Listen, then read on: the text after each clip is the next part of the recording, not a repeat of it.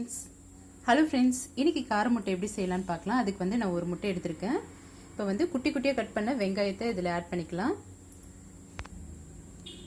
Next ஒரு பச்சை மிளகாய் குட்டி குட்டியாக கட் பண்ணி போட்டுக்கோங்க. நெக்ஸ்ட்டு ஒரு பிஞ்ச் அளவு மஞ்சத்தூள், கொஞ்சமாக மிளகுத்தூள், தேவையான அளவு உப்பு. இப்போ இது எல்லாத்தையும் போட்டுட்டு நல்லா மிக்ஸ் பண்ணிக்கணும். இப்போ கொஞ்சமாக எண்ணெய் ஊற்றிக்குங்க. கடாய் நல்லா ஹீட் ஆனோன்னு ஆயில் ஊற்றிக்கலாம். இப்போ எண்ணெய் காஞ்சோன்னு குட்டியாக நறுக்குன பூண்டு, கருவேப்பிலை இதையும் ஆட் பண்ணிக்கலாம். நெக்ஸ்ட் வந்து பொடியாக நறுக்குன வெங்காயம் இதில் ஆட் பண்ணிக்கலாம்.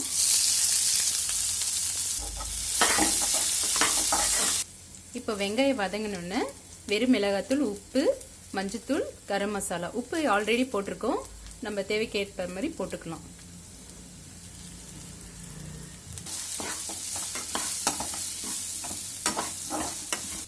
இப்போ மசாலாலாம் வந்து மிக்ஸ் பண்ணி வச்சுருக்கேன்.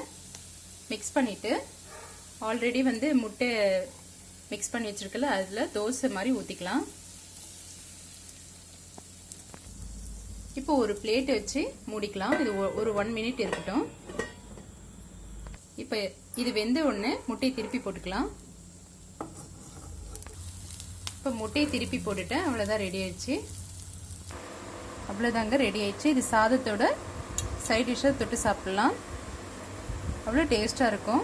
ட்ரை பண்ணி பாருங்கள். பிடிச்சிருந்தா லைக் பண்ணுங்கள், சப்ஸ்கிரைப் பண்ணுங்கள். தேங்க்யூ, பாய்.